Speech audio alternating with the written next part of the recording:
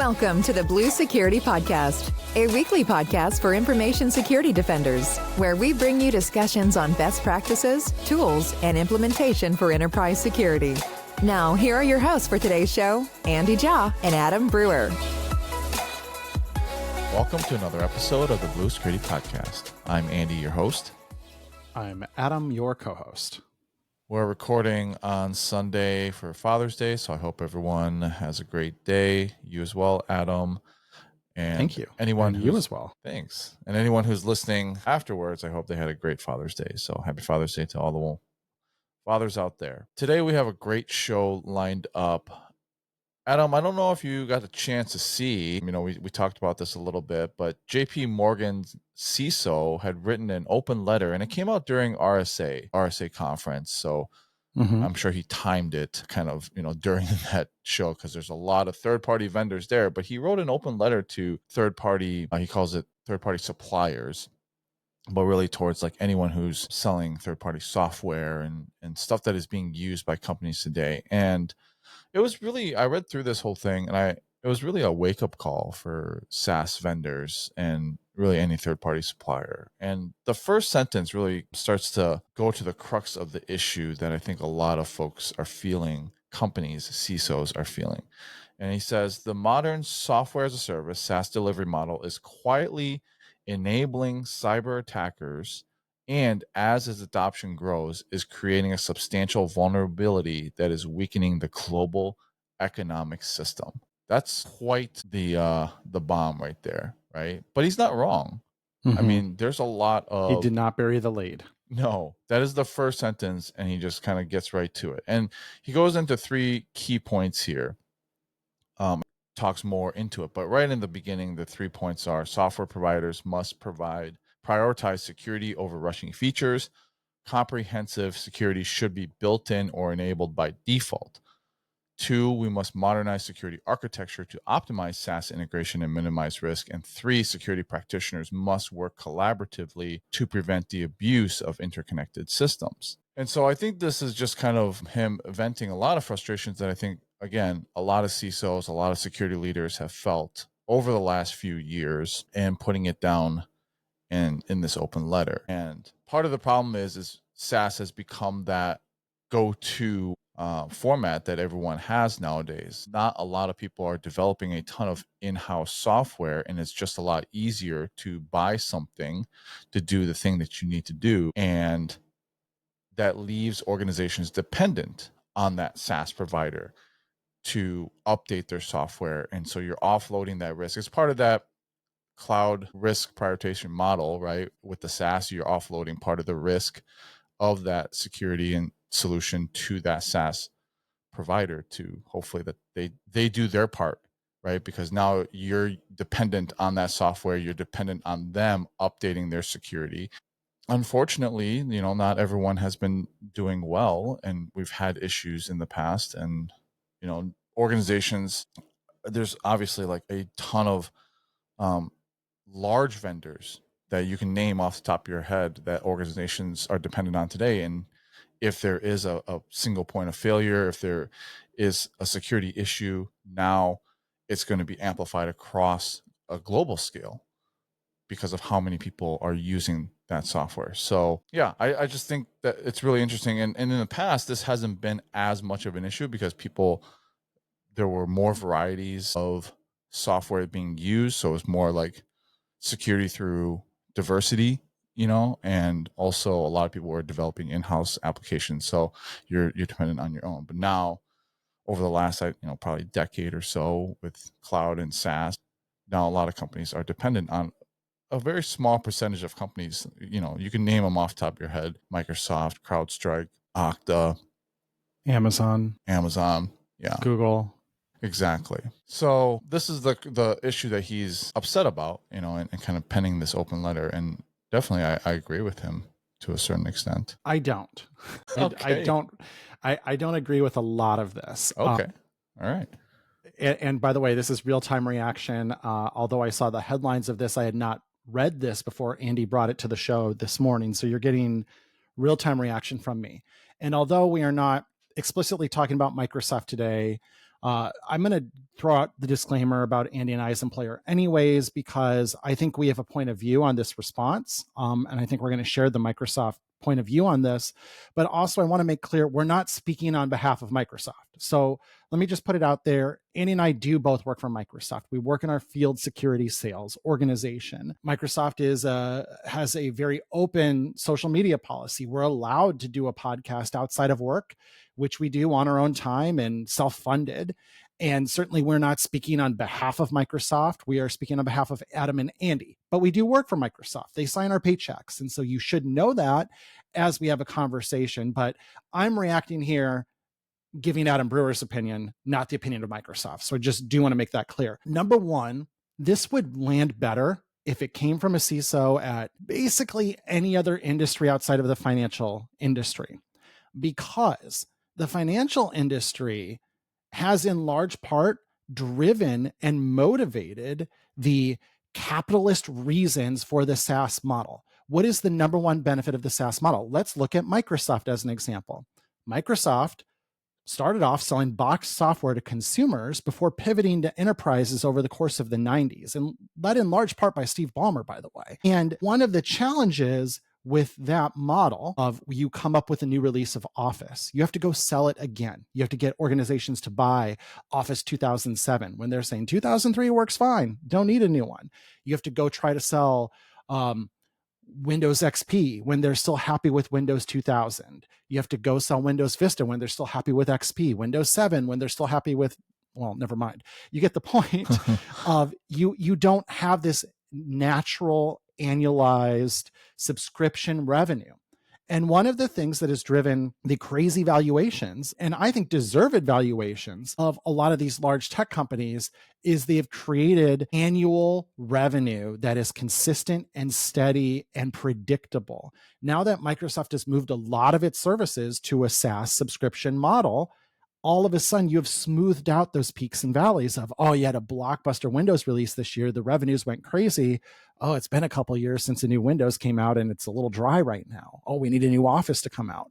You've smoothed that out. And who has incented that? Financial services, capital markets, by buying into as institutional investors, by investing in and raising price targets, by putting a buy rating on different companies. Adobe, great example, same thing, had to come out with a new Creative Suite every year. Well, once they moved it to Creative Cloud, all of a sudden you don't have to go sell it every year. You don't have to resell it. Those revenues just keep coming in. So financial services in large part has driven the shift to this because they value it. They value steady, consistent, recurring revenue. And so it's very rich coming from someone whose organization has 1000% incented and driven that shift to now complain about it, number one. So if this were a manufacturer, if this were a hospital, if this were a private health insurance company, there's so many other industries where this would carry more weight. But from financial services, I'm not loving it, number one. Number two, it's rich that we talk about security practitioners must work collaboratively to prevent the abuse of interconnected systems, while at the same time referring to these organizations as SaaS vendors. As somebody who works in sales, when we're going to have a great partnership is when we can talk about being partners, when we work together to solve problems, when we work together to solve security challenges. And Andy, we're going to talk about a fierce Microsoft competitor starting to partner with us later in the show, right? So when you talk about vendors, the organizations I work with that call me a vendor and dehumanize me are the ones that see it as a transactional relationship. If you want to work collaboratively, there's other language to use. So if you're going to go point and say all these SaaS vendors need to get their act together, but we need to work collaboratively, that doesn't work for me. Language matters. And I'm not loving that. So I'm fired up right now, man.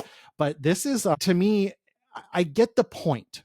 But it also feels like someone pining for the good old days when it's like, well, we wrote all our software ourselves and I could go hug my servers. I could walk into the server room and wrap my arms around the servers and I knew they were secure because I know where they are and I know what they're doing.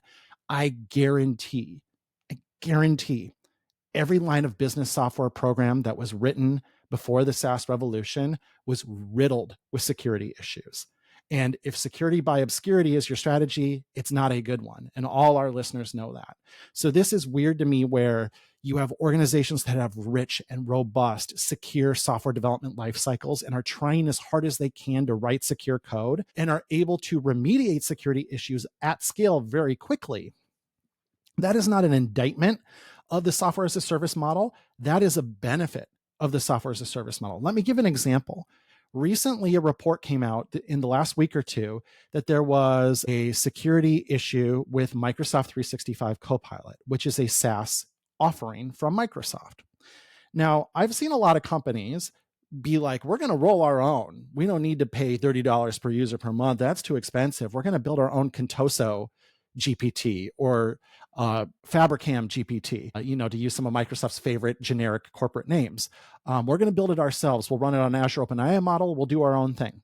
Well, now you're on the hook for all the security of that, versus Microsoft that invests in a bug bounty program, received a responsible disclosure from a security researcher, paid a bug bounty for it, I assume. I guess I don't know the details of that, but I would imagine, and was able to patch it and remediate it at scale for all customers across the industry before there were any signs of exploit in the wild.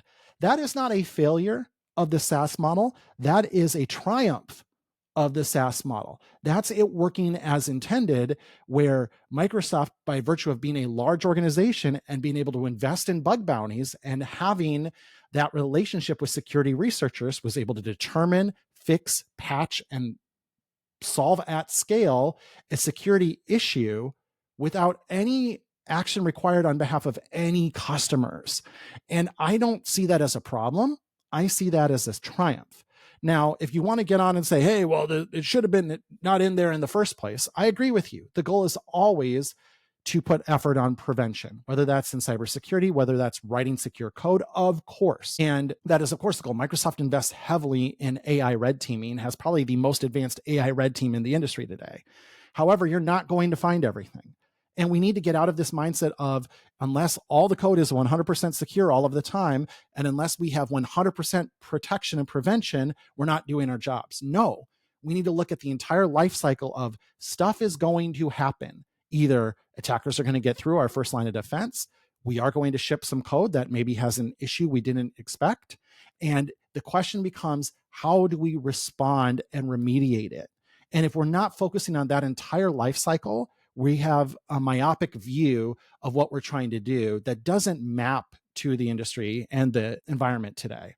So Andy, I think we have a little bit more of his letter we want to tease out, but that's kind of my initial response on some of these first things that have come up, and some of the concerns I have with some of his points. Now, I will acknowledge at the same time, absolutely, organizations should prioritize security above all else, and security features as much as possible should be built in or enabled by default. However, I also want to point out that, again, as a financial services company, you invest in companies that ship new features, that have sexy new press releases. I'd love to see JPMorgan invest more in companies that are doing the right thing on security by default and security built in and not bolted on. Absolutely, yes.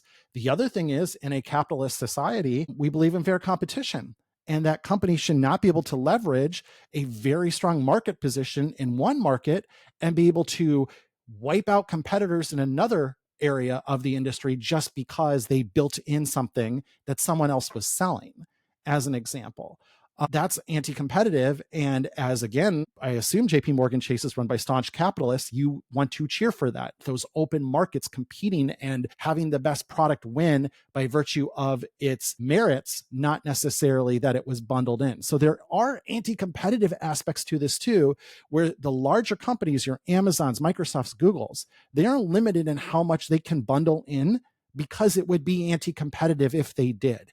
If Google started giving away security software based on the back of their strong position in K-12 or in search, that would be anti-competitive. Same with Amazon with their very strong position in cloud infrastructure. If they just started giving it away, we're the number one, we can afford it. We hear that all the time.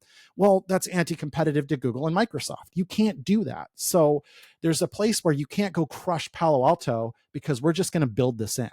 and we're going to take Prisma Cloud out of the business. Like, that doesn't work. You can't do that. So there's a certain amount of like complaining here about more security stuff should be built in, where what you're actually advocating for is anti-competitive. And I'm sure if JPMorgan Chase really gets down to it, they're not advocating for that. So again, yes, security controls and capabilities should be built in whenever and wherever possible, while at the same time allowing for a robust competitive market to exist. And that's really important. I know, again, I'm speaking as Adam Brewer and not Microsoft, but I know my employer does very much value competing fairly and understanding we're going to have to compete on the merits of our solutions and not just bundle them in and go wipe out a bunch of these smaller vendors. And I was at RSA, and it's interesting to try to piggyback on RSA because people are busy. But one of the things that's unbelievable there, you can't see from one end to the other of Moscone Center. And it was packed to the gills with venture capital money getting lit on fire in all these booths and everything. But there's so many vendors trying to compete and establish themselves and come at solutions with a different angle or a different strategy. And we don't want to crush them by having the larger vendors start to build in more by default. If he's advocating for we need an industry that has more diversity of solutions and more diversity of thought in how we attack those solutions, if you advocate too far for bundling and building everything in, you are going to crush those small, clever, independent vendors that are maybe VC funded, but have a really unique take on something, a really unique strategy for how to solve a security solution. We want to nurture those, not crush them. And part of that is if the big incumbents start building everything in, you do exactly that. So I'm not saying that the status quo is the best place to be, far from it, but a lot of these things feel like it's that utopian viewpoint that doesn't map when you get down to it of what the world really works like and what would be the unintended consequences of your actions. Gotta love the classic Adam rant. That was perfect. Honestly, I didn't even think about it from the financial view, but that was a great call out. And how he talks about fierce competition here among the software providers driving that rapid feature development versus security. And like you said, it is the capitalist markets that prioritize the newest thing versus, we have this thing, security built in. And I also thought it was interesting where you made a comment on how he might be pining for the old days, because one of his other points is talking about security architecture modernization. And the way that he put it was really interesting. He said, SaaS models are fundamentally reshaping how companies integrate services and data, a subtle yet profound shift eroding decades of carefully architectured security boundaries. And so like he has this, old mindset of this castle and moat and how he was super protected. He talks about here in the traditional model, security practices enforced strict segmentation between the firm's trusted internal resources and untrusted external interactions using protocol termination, tiered access, logical isolation. External interaction layers like APIs and websites were intentionally separated from the company's core back-end system applications and data that powered them. And now he's saying that modern patterns dismantle those boundaries, where you're relying on identity protocols like OAuth to create direct and often unchecked interactions between third-party services and the firm's sensitive internal resources. And when he does this, he says, in practice, these collapse authentication and authorization into simplified interactions, creating a single-factor explicit trust between systems on the internet and private internal resources.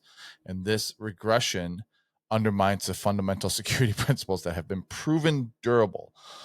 And so he has this idea that security was probably much better in that castle moat, and to some it might still be that way. Maybe you haven't opened. I've still worked with companies today that are still trying to modernize their architecture. There's still companies out there, major companies, manufacturing companies that I work with that are there's no default route to the internet from inside of their company. When you're on-prem and you're hooked up to the network, you cannot get out to the internet.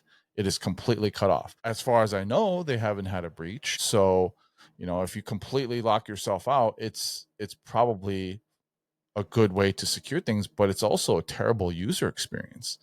And how are you supposed to recruit talent? Like, imagine telling a new hire graduating out of college and you get on-prem and then you're like, oh, you need to VPN in order to get to your email on your phone. And also, like, when you're on site, you have to be on site, and then you try to browse to any website and it doesn't resolve because external DNS is not allowed. I mean, like, would anyone want to work for a company like that? I don't think so. I mean, if you're Gen Z, you've never not had internet connectivity. I mean, it's ubiquitous. You've grown up with ubiquitous cellular networks to the point where anywhere you are, you've had connectivity. And now they want you to come sit in this office with these gray cubicles and the harsh overhead lights and be disconnected all day. Like, that's not going to fly. You can't do that. And yeah, you're right. I mean, I'm glad I picked up on that before I even read in our rundown that you would call out some of those other things. It certainly is like proven durable. Kind of yes and no. Like, Yeah. to your point, one of the challenges we have with cybersecurity all up is because it's such a broad set of problems. It's not one thing, it's many things. We have a really hard time getting empirical evidence on what does and doesn't actually work. We can talk about in this domain or in this set of circumstances, but we can't put all that together easily.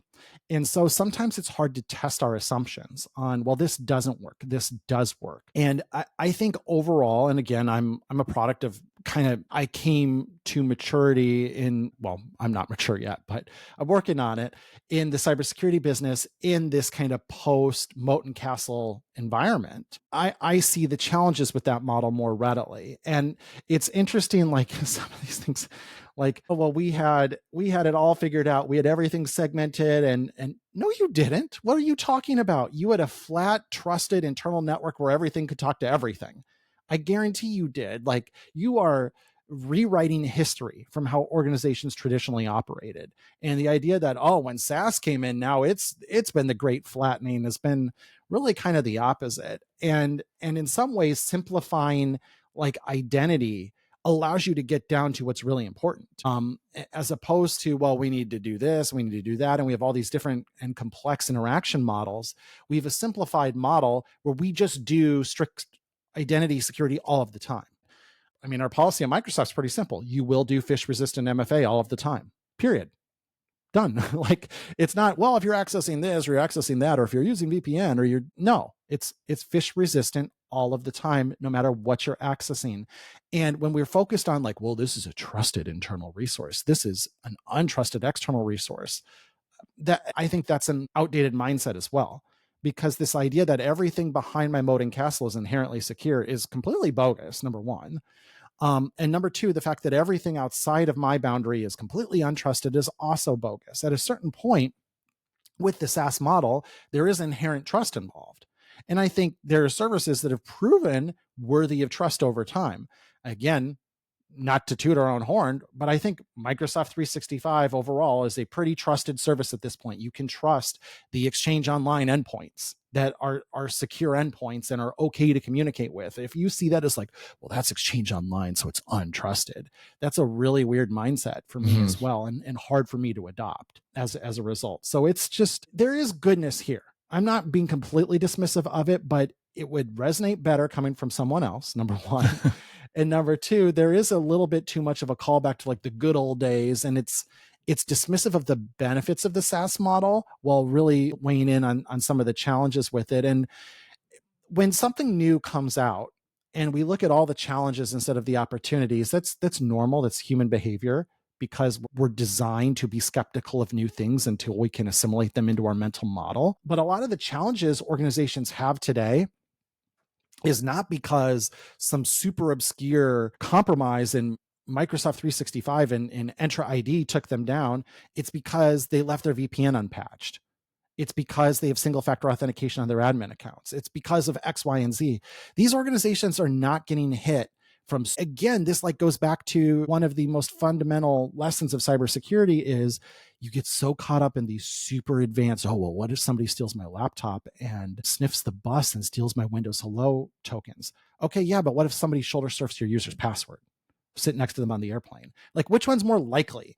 And we're getting all wound up over, oh, these SaaS providers have had these super obscure incidents where the Chinese stole a memory dump and were able to mint consumer MSA account tokens that sometimes could be used for enterprise Entra ID tokens. And if you knew exactly how to thread that needle, you're able to do that. Like, again, you're that buttoned up that's what you're worried about. Like, give me a break. It still goes back to we're such a broken record on this. Just do the basics, man. Like, you are so wound up over these obscure SaaS incidents that are patched super quickly, dealt with super quickly, managed very well, and you don't have your own house in order. And maybe JPMorgan Chase has the most advanced and best cybersecurity posture of any organization in the world.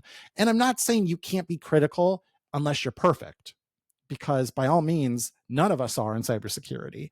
But it just, to me, still seems like we're focused on the wrong things here. Mm-hmm. So I need to get off my soapbox. I'm going to need to catch my breath, but this was fun to unpack this a little bit. And there are good things in this. And Andy, I think you're going to touch on them, but we mentioned in the pre-show before we went on the air, again, our employer, Microsoft, has started this Secure Future Initiative effort. We announced this in late 2023, and then it's expanded in scope over time, but it's built around 3 pillars, which are secure by design, secure by default, and secure operations. And it's that idea of everything we build will ship out of the box in a secure state. We will prioritize security above all else before shipping new features, before maintaining backward compatibility. And we have permission from the CEO on down to do that. We have an email from Satya Nadella sitting in our mailboxes, if you want to go review it, that says if you're ever torn between 2 choices, do security. And so that's permission from the top on down that security is always your priority. And we've seen many internal changes dealing with this, but we'll see them trickle out to our software over time as well, and our services, where they will ship with different defaults than they have in the past. And it's a long, hairy, big effort. There's literally thousands of engineers that are full-time dedicated to this engineering sprint. We believe it to be the largest cybersecurity engineering effort ever undertaken in humanity. And it's hard. So in some ways, we have received the message and we're responding and taking the call and saying, yes, we're going to do that. Now, it also opens yourself up to fodder when you do, because it's real easy to be an armchair quarterback and be like, well, that's still not secure in my opinion, the way that ships. And, there is the tyranny of the default where you have to meet customers where they are. And you can't ship something in such a grossly hardened state that it's unusable because, well, to Jane over at Contoso, that's her expectation for how that should ship.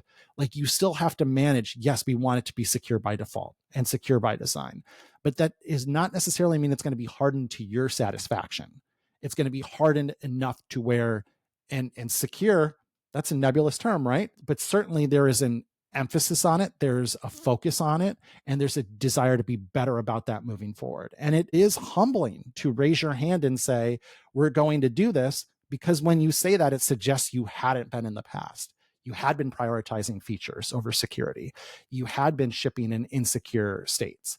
And so you're trying not to outwardly say that, but you are implicitly saying that when you undertake that effort. And so I'd love to see more secure future initiatives from the other big players. And I do think we need that as an industry. So would love to see more of that. And again, I'm saying that as Adam Brewer, but I'll say that also as Adam Brewer, Microsoft employee as well. I'm just across the board. I am proud of what we've announced and done to date there, but there's a lot more work to do.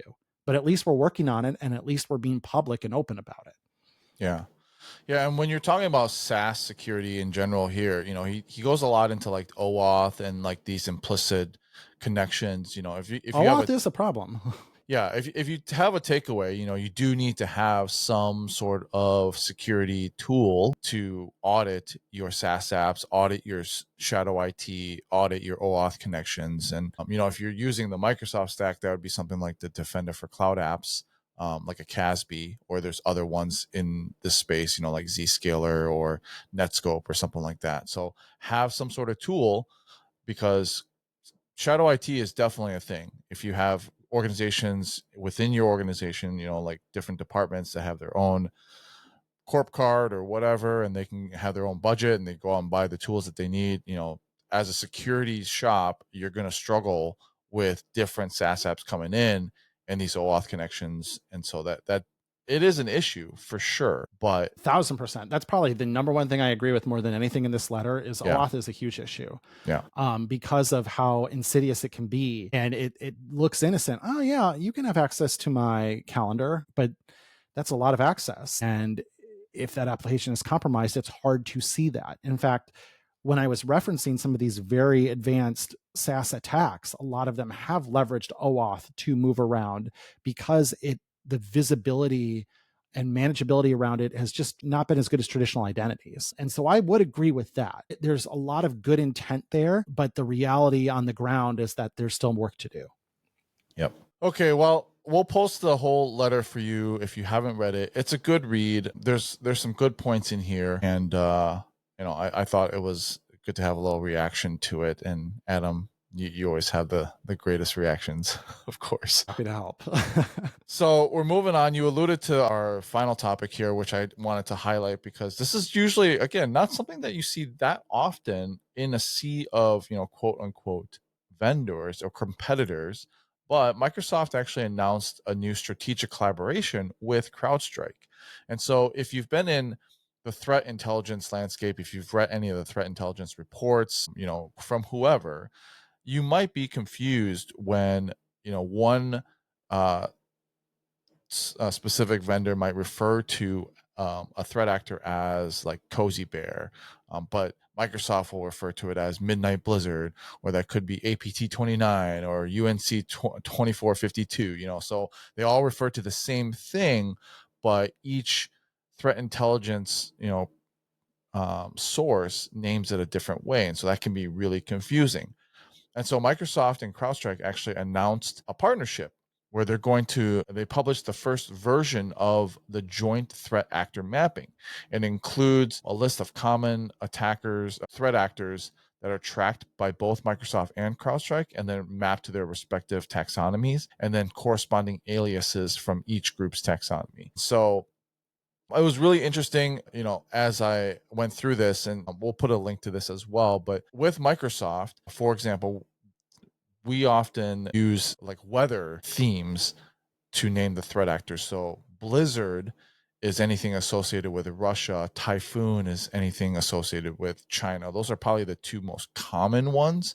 Sandstorm is Iran. Sleet is North Korea. And I actually don't hear those that often, but you hear Blizzard and Typhoon all the time. So, but this has a whole like chart full of the different nation state attackers and then the names that are associated with it. And I'm guessing that, this is a Microsoft document, and what I'm guessing is CrowdStrike's going to basically follow this same taxonomy going forward.